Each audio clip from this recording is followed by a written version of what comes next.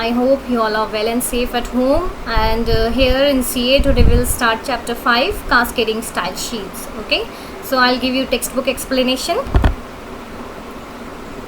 Cascading style sheet, in short we can also call it CSS.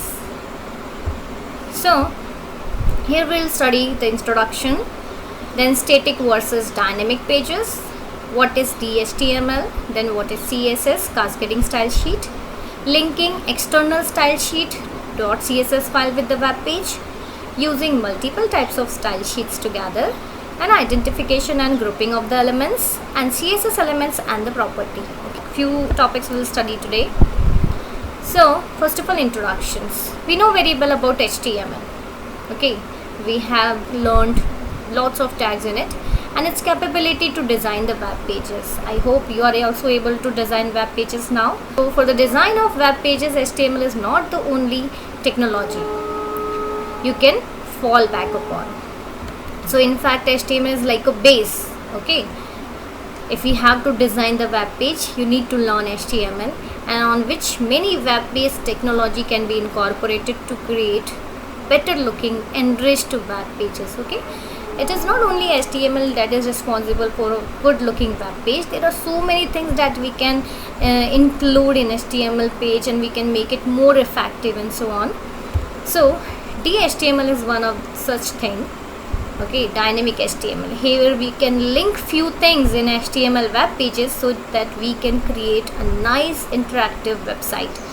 Okay, so DHTML full form is dynamic HTML, and it is not a language nor a web standard, rather it is just a name, okay, given to the combination of same web technologies. Okay, the things that are required to design web pages, when all included together, then it is known as DHTML. Okay, dynamic HTML. It is nothing, it is only a word given to few things that is required to create web pages. Okay, like DHTML includes HTML, that you already know. You can create it in a notepad and then you can save it.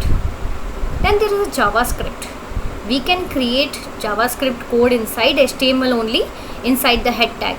Otherwise we can also create a separate file and then we can include it into HTML. Got it? That means we are using JavaScript in the HTML. Okay, so JavaScript is mostly done when we are validating the document, like when we have login page and you need to insert username and password, and then you click on, without entering username and password, when we click on login page, what happens?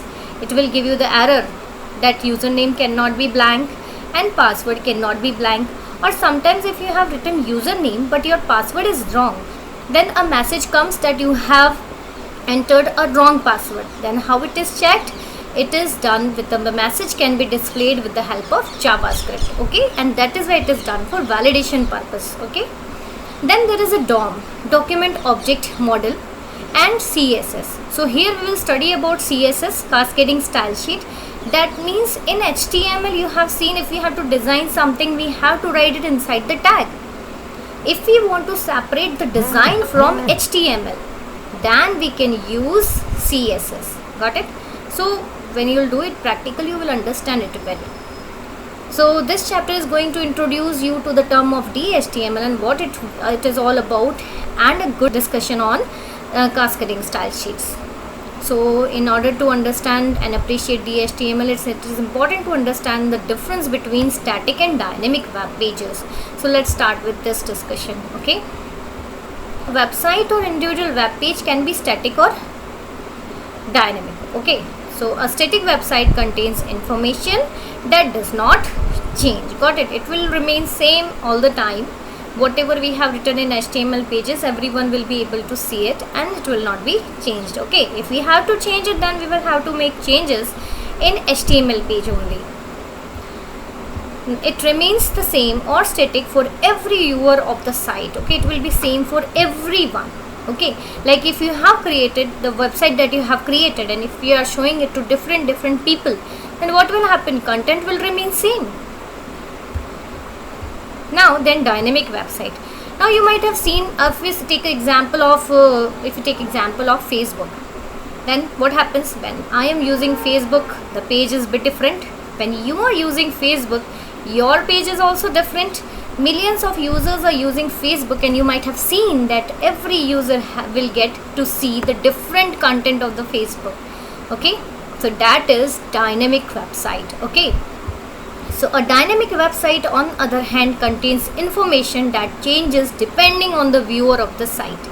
Okay, like if I am visiting my Facebook account, then I will be able to see my web details only. Okay, so the time of the day, the time zone also, because millions of users are using it in different countries, so according to that, time and day and time zone will also be changed. Then the native language of the country can also be changed. You know very well, we can change languages also. Okay, so dynamic web page is a web page that displays different content each time it is viewed. Example, the page may change with the time of the day. You might have seen, like if I am visiting my Facebook account, then what will happen if we say the current status page? Okay, then what happens that every time I open, if there are new updates from my friends, from my friend side, then I will be able to see new updates every second. Okay, if it is updated. So the page may change with the time of the day and the user that accesses the web page or the type of the user interaction. Got it? So that means the content will be changing in dynamic web pages. For example, a channel or newspaper website also, you have seen that newspapers, the news is also updating on the news websites like ndtv.com, indianexpress.com, and it is dynamic website. As they keep updating the stories, current time, information, trends, etc. You might have seen in Google News also, you will get latest news, okay, as soon as it is updated. That means it is changing. That means it is dynamic. So similarly, an e-shopping website like flipkart.com, it is a dynamic website. Okay, so as they keep displaying information about their products as per the viewer's interest or latest offers by them. That means it is dynamic. Okay, what happens, like whatever viewer the products you have seen, the same will be displayed to you again and again. Okay, as soon as you have seen new products in the latest, okay, then after that those products will also be included in your search. Okay, so now what is DHTML? The static web page created via HTML. Okay, you can create static pages from HTML, and then while to create dynamic web pages we need the HTML technology, that is HTML, JavaScript, CSS and DOM. All these four things we require to create a dynamic web page. Okay, and apart from that there are few more things like server-side scripting language, and we also need databases so that we can store large amount of data in databases. A dynamic website can contain scripting to generate the changing content along with HTML programming for the basic structure, CSS for organized layout.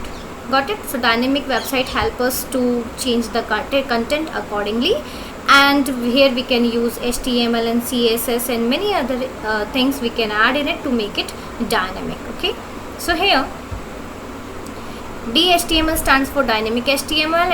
It is not a language or web standard. Got it? DHTML is just a combination of these technologies, the technologies that we are using inside HTML, and that is HTML itself with JavaScript, with DOM, that means document object model. Okay, then CSS. Okay, DOM is actually a tree-like structure that we can include in our document. Okay, you might have seen a hierarchy, like there is a root element, HTML element. After HTML element there is head and body tag. Inside head tag there is title tag, and inside title you can write something. Okay, you can see there is a hierarchy, and that will be same for all HTML web pages. If we see the basic structure of HTML, then there is body tag in below the head tag. In body tag there are tags, okay, like heading tag. Inside heading tag we can use font tag, and then we can write the heading. Below heading tag there will be a paragraph. In paragraph after paragraph we can use font tag to format the paragraph, and then we write the paragraph. So these are all hierarchies. These things included with HTML document, then it becomes DHTML. Okay, so according to Wikipedia, dynamic HTML or DHTML is an umbrella term for a collection of technologies used together to create interactive and animated website by using combinations of static markup language, that means HTML, that is static, whatever you have created till now. Then a client-side scripting language also is required, that is JavaScript. That means it makes interactive web page. That means the validation is required. It asks you like this, text box cannot be blank, username cannot be blank, email address cannot be blank, email address is wrong, use write proper email address.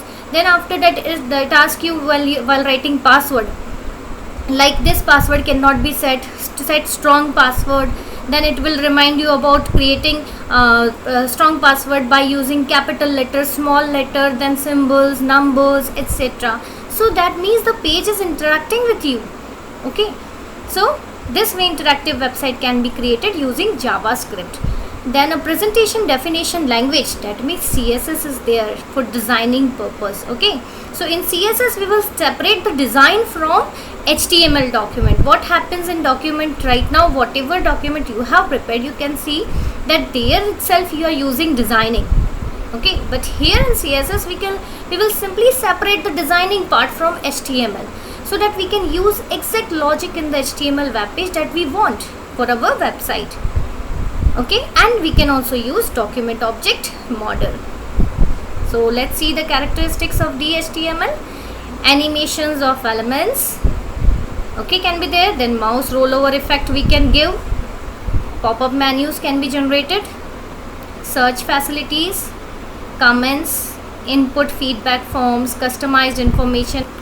So students, only this much for today. Thank you. Have a nice day.